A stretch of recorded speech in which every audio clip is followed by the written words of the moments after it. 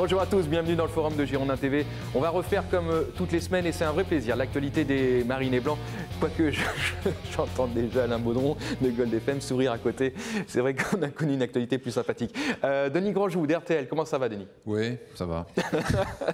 Ça va, non, mais... mon lancement, je le concède, était un peu curieux. Non, mais c'est pas ça. Vu la situation, il est un peu curieux. Pour dire le petit secret à nos amis téléspectateurs, juste avant que ça commence, avec Alain, on s'est parlé un petit peu, on s'est dit, mais qu'est-ce qu'on va pouvoir dire encore aujourd'hui? Ça fait 2 ans qu'on rame avec cette équipe-là, avec ses résultats en dents de scie. Donc on va essayer d'avoir quand même un petit peu de billes pour notre discours, mais c'est compliqué, quoi. Et je vous demande d'apporter un peu de matière grise. On va en amener. Avec tout le sens, votre expertise, celle de l'analyse par exemple. On n'est pas dans le virage sud ici. Hein. On attend de vous que...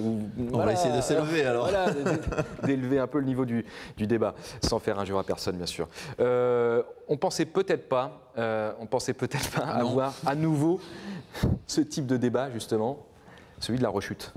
Mais non, je me souviens ici même, on était plutôt contents de la belle série qu'il y a eu avec notamment ce beau match contre le Paris Saint-Germain, mais on avait aussi le petit doute quand même. Attention, trêve, souvent Bordeaux après la trêve, boum badaboum. C'est vrai qu'Alain l'avait rappelé. On s'était dit ça. Bon, après on s'était dit, on va pas être trop pessimiste, et si les statistiques pour une fois changeaient. Bon, ben voilà quoi. Rebelote, quoi. Une première mi-temps à Dijon où ça se passe plutôt bien, même s'il n'y a pas de but, et puis après... on retrouve le Bordeaux, malheureusement, qu'on connaît depuis trop longtemps. Et en fait, Francis Gillot avait prévenu. Il avait dit attention au coup de pied arrêté, attention à Cornier, à Jovial. Alain Baudron avait prévenu attention aux trêves internationales. Tout le monde s'y est mis, mais non, ça n'a pas suffi. Oui, on avait prévenu. Ce qui est dommage, et Denis l'a dit, une bonne première mi-temps, mais il n'y a pas de but. S'il y a but, parce qu'on peut marquer 2 buts, on a le même match qu'à Ajaccio. Un match facile à gérer.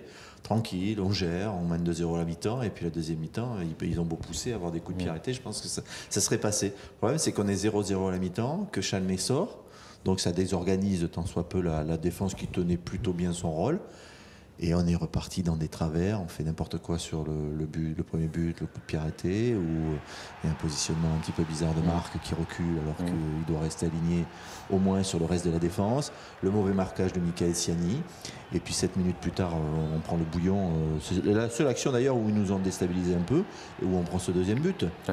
Donc voilà, moi j'ai du mal à comprendre qu'on n'arrive pas à rester concentré sur une série de 10-15 matchs. On n'y arrive pas, je ne comprends pas.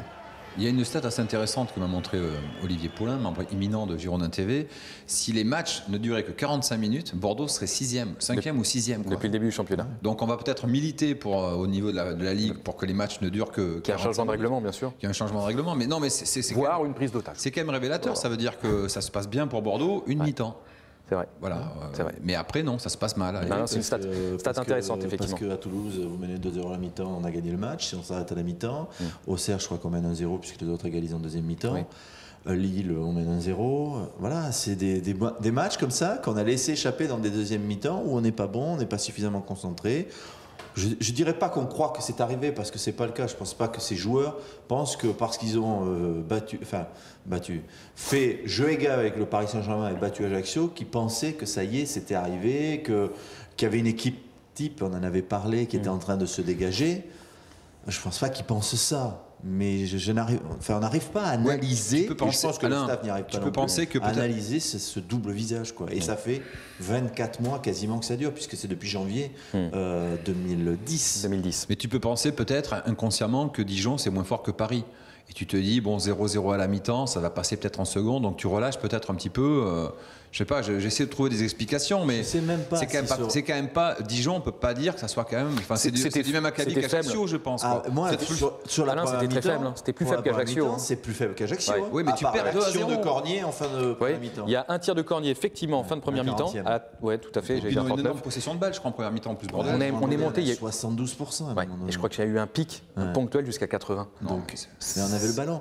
Après, j'ai l'impression. Parce que la deuxième mi-temps, on parlait de Mathieu Chalmé qui sort, c'est à la mi-temps. Réorganisation, il est blessé, mais il y a surtout la réorganisation adverse qui s'est mis à bloquer Tremoulinas et Maurice Bellet. On les a plus vus en deuxième mi-temps.